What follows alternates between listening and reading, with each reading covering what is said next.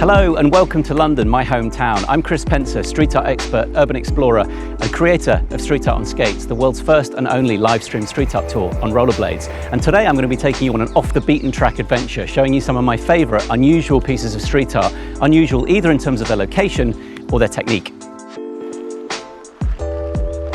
And the first piece I want to take you to see is by the British street artist and illustrator Flem, and is located in a graveyard in the middle of a forest. Certainly one of the most unusual places I've ever encountered a piece of street art. Now, this church, St Peter's in the Forest, sits right on the edge of Epping Forest, home to 55,000 ancient trees, some of which are the oldest in Europe.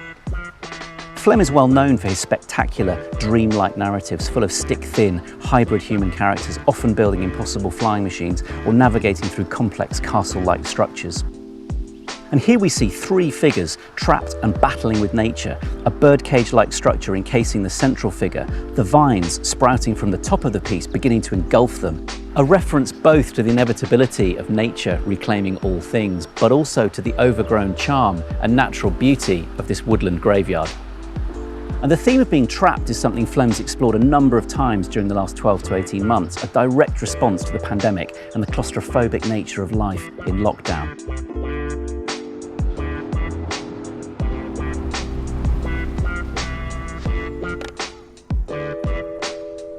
Now that I've got my skates back on, this next piece behind me is located in an altogether different but equally unusual environment amongst the skyscrapers of Canary Wharf, one of London's most famous financial districts.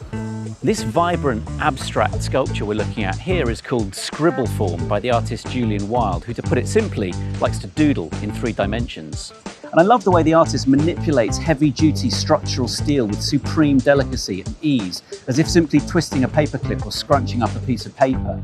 And it's that impossible relationship between the heaviness of material and lightness of form that makes Julian's work so exciting to look at. And this playful piece offers a counterpoint to the serious business of money-making going on inside these skyscrapers.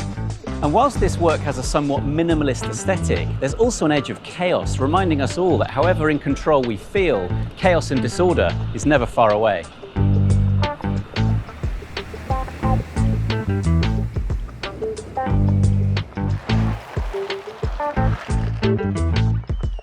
Now, this piece behind me is called Quantum Cloud by Sir Anthony Gormley, arguably the UK's greatest living sculptor, and it's perched on the end of Greenwich North Pier, not the most obvious place for a piece of monumental sculpture.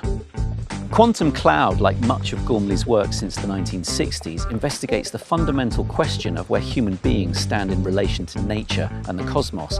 The figure at the centre of this piece, made from over 3,500 individual lengths of steel tubing, isn't always visible.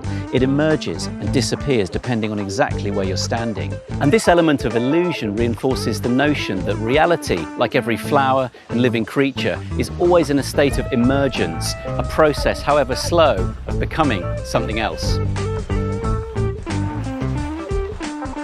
So we've now journeyed right the way across town to a quiet suburban street in West London to see an extraordinary artwork known as the Mosaic House, which also happens to be the place that artist Carrie Reichardt calls home.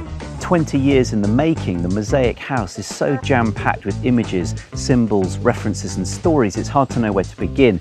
There are 2 Cheshire Cats from Alice in Wonderland, a scarab beetle by the artist and collaborator Isadora Paz Lopez, 3-eyed fish from The Simpsons, a double helix interwoven with images of the pagan fertility goddess Sheila na gig. Images of Mayan gods hold up the doorway and offer blessings to visitors. There's an incredible representation of the Great Wave of Kanagawa by Hokusai, and an inverted Eye of Providence, a reference to the US dollar bill. But also, Reichardt has long been a dedicated campaigner against the death penalty. There are a number of memorial pieces, most notably one to Luis Ramirez, who became her pen pal while on death row in the early 2000s, and who somehow managed to send her his prisoner ID card.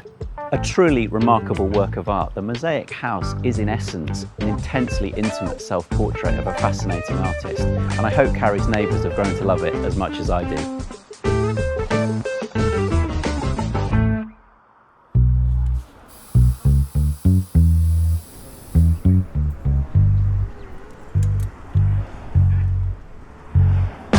Now, I wanted to finish this film with something quite special for 2 reasons. Firstly, the artist behind me, known as perspicere, based on the Latin word for perspective, has a really unique practice like nothing I've come across before. And secondly, he's installing this work just for us.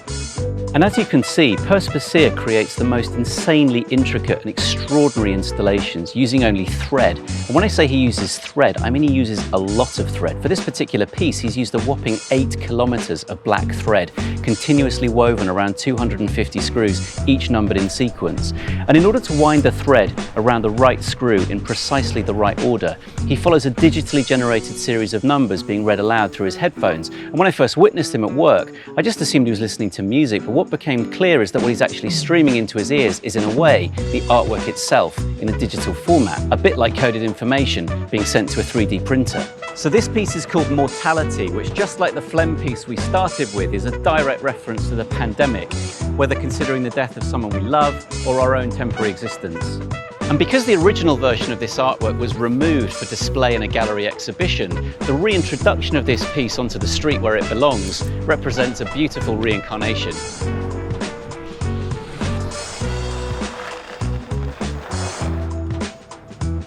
What an amazing way to end this whistle-stop urban adventure. I hope you've enjoyed it as much as I have. And remember, unless you venture off the beaten track, you'll never know what amazing things you might find.